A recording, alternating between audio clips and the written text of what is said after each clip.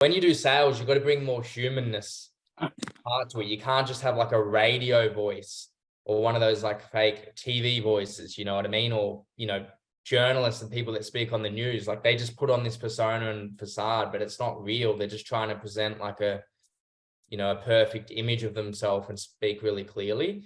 So when you actually do sales, you've got to get on people's level and just drop some of that and just match and mirror who is in front of you, and yeah, and just have a chat really. And that's how you're going to get through to people past that surface level BS and just surface level lines and questions. And someone's actually going to connect with you emotionally for you sharing vulnerability, them chatting with you and having more of like a deeper and real conversation about who they want to become, their goals, and getting to the truth. So that's really important, guys. So you got to just practice that and make it as real as possible and bring the sincerity through your tone.